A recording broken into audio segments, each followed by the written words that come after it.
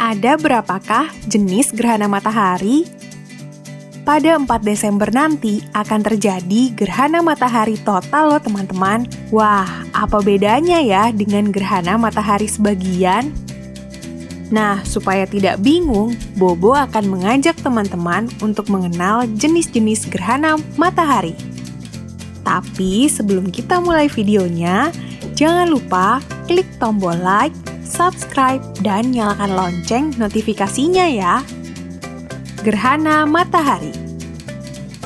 Gerhana matahari terjadi ketika matahari, bulan, bumi berada dalam satu garis lurus. Jadi, posisi bulan ada di tengah-tengah antara matahari dan bumi. Bulan kan kecil, Bo. Kok bisa menutupi matahari yang besar? Jawabannya karena jarak bulan ke bumi lebih dekat daripada jarak matahari ke bumi. Coba sekarang teman-teman menghalangi cahaya matahari dengan tangan.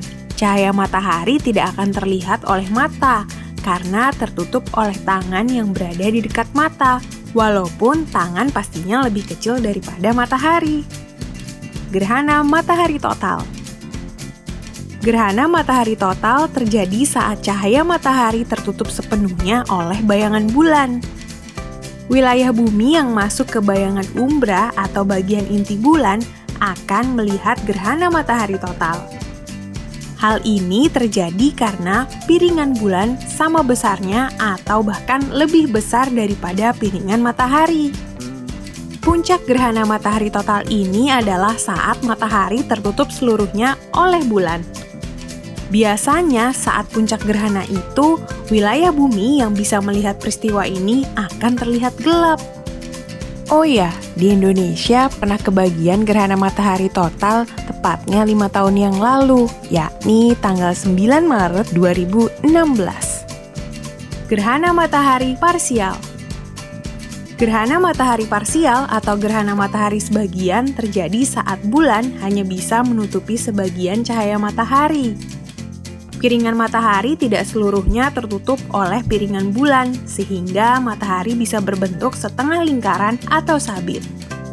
Hal ini terjadi karena bumi hanya masuk ke bayangan penumbra atau bayangan luar bulan, tidak sampai masuk ke umbra bulan.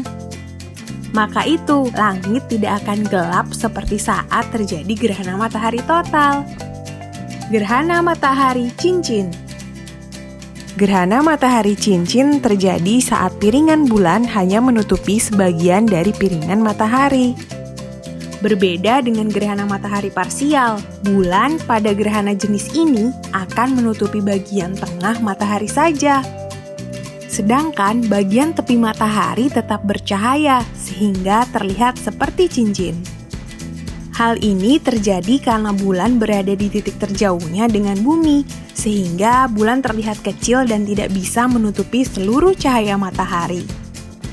Saat puncak gerhana terjadi, bumi tidak masuk ke bayangan umbra ataupun penumbra bulan, tetapi masuk ke antum umbra bulan. Antum umbra muncul ketika bayangan bulan tidak mencapai wilayah bumi karena jaraknya yang jauh antara bumi dan bulan. Gerhana matahari hibrida. Gerhana matahari hibrida atau hibrid merupakan fenomena gabungan antara gerhana matahari total dengan gerhana matahari cincin. Biasanya hanya akan terjadi satu jenis gerhana, entah itu total, parsial, atau cincin. Namun, fenomena gerhana matahari hibrida ini dimulai dengan fenomena gerhana matahari cincin, lalu gerhana matahari total, dan berakhir dengan gerhana matahari cincin lagi. Lalu, kenapa peristiwa ini bisa terjadi ya? Jawabannya karena orbit bulan berbentuk elips sehingga jarak antara bulan dan bumi itu berbeda-beda pada setiap wilayah bumi. Oh iya, jangan lupa ya teman-teman, pada tanggal 4 Desember nanti, wilayah Indonesia akan mengalami gerhana matahari total. Wah, jangan sampai kelewatan fenomena langka ini ya. Teman-teman, jangan lupa kunjungi website untuk anak ya, bobo.id. Like, komen, share, dan subscribe juga ke channel Bobo yuk!